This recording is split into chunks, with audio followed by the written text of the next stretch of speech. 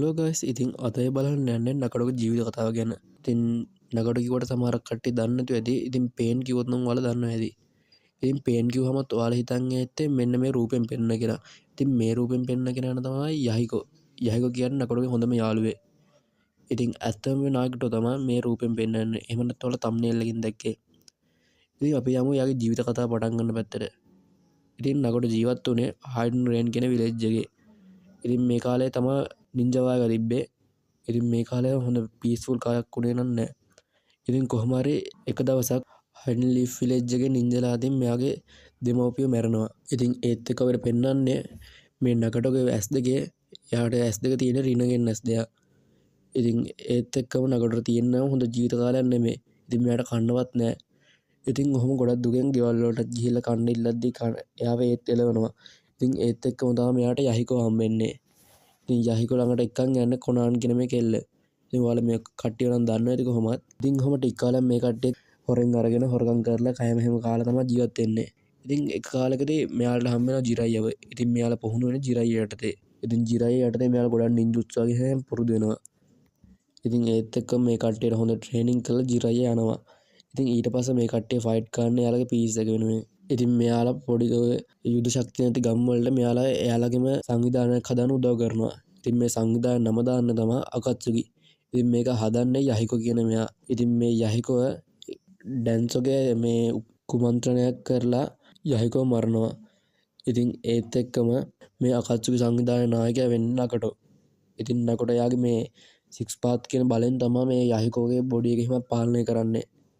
ඉතින් එයාට ඕන උනේ යහිකෝ කොහොමද දිගටම මේ අකත්සුගිගේ කැප්ටන් කරලා තියන්න. ඒකයි එයාගේ බොඩි එක එයා පාවිච්චි කරේ.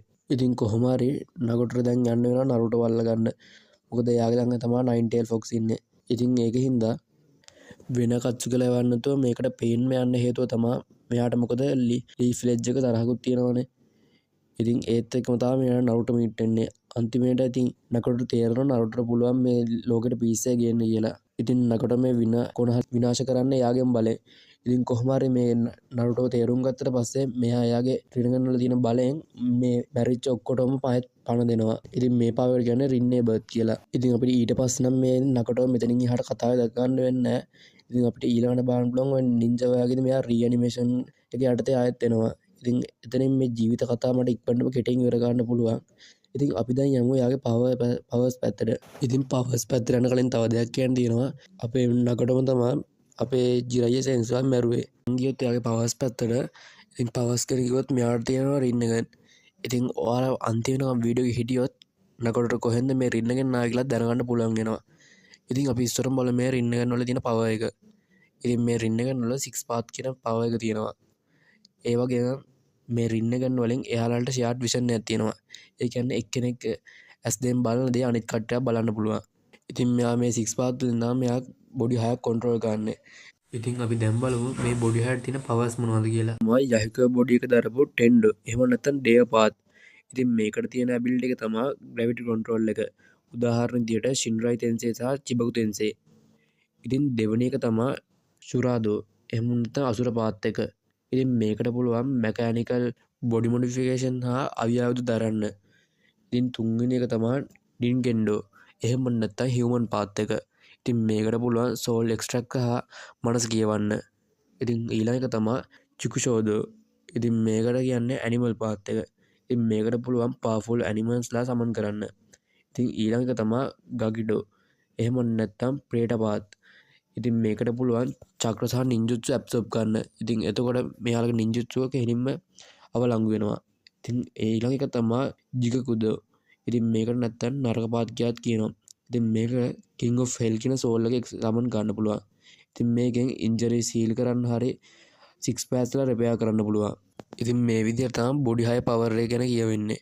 ඉතින් ඒ වගේම මේ නකොට තිබ්බ විශේෂ බලයක් තමයි එයා උසුමා ක්ලෑන් එකේ හිටියේ. ඒකයි මෙයාට මෙච්චර ගාණක් චක්‍රය තියාගන්න පුළුවන්. ඒකයි මෙයා මේ ලීෆ් විලේජ් එකේ මැරිච්ච ඔක්කොටම ආයෙත් රින්නේ බර්ත් එක දුන්නේ. ඉතින් සාමාන්‍ය කෙනෙක්ට නම් එහෙම කොටවම දෙන්න බෑ. ඉතින් ඔයාලා දැන් දන්නවා ඇති නකට ඉන්නේ උසුමා ක්ලෑන් එකේ කියලා. ඉතින් ඒක අපිට කියන්න පුළුවන් යාගේ රෙඩ් හැර් එකකින් වගේම යාගේ තිබ්බ විශාල චක්‍ර ප්‍රමාණය. ඉතින් අපි බලමු දැන් මෙයාට රින්නගන් එක හම්බුනේ කොහෙන්ද කියලා. ඉතින් මෙයාට මේ රින්නගන් එක හම්බුනේ ඇත්තම කිව්වොත් මෙයාගේ උපතේදීම එහෙම නෙමෙයි. ඉතින් මේ රින්නගන්න එක ප්ලාන් කරේ මදාරා. ඉතින් මදාර මේක නකටවත් දැනගන්න විදිහට තමයි මෙයාගේ ඇඟේ ප්ලාන් කරේ. ඉතින් මේක නකටකමගේ ප්ලාන් කරන්න විශේෂ හේතුව තමයි මෙයා කවදා හරි පවර්ෆුල් කෙනෙක් වෙනවා කියලා මදාර දැනගෙන හිටියා. ඉතින් මදාරගේ ප්ලෑන් එක උනේ මෙයාට කියලා අන්තිමට කොහොම හරි මේ රින්නේ බර්ත් එකෙන් මදාරව ආයෙත් ජීවිතයට ගන්න. ඉතින් ඊට පස්සේ බලුවොත් ඇයි මේ නගටෝගේ මේ ඇඟ මෙච්චර කෙට්ටු වෙලා තියෙන්නේ කියලා මේ රින්න එකෙන් පාවිච්චි කරන බලයෙන් තමයි ගොඩක් මෙහෙම වෙලා තියෙන්නේ. නැතුව මෙයා වයසට එහෙම ගිහිල්ලා නෙමෙයි. ඉතින් මේ විදිහට තමයි නගටෝගේ ජීවිත කතාව ගැන ඉවර වෙන්නේ. ඉතින් මේ වීඩියෝ එකේ අඩුපාඩු එහෙම කියලා අනිවාර්යෙන් කමෙන්ට් එකක් දාන්න. ඉතින් අදට මේ වීඩියෝ එක මෙතනින් ඉවරයි.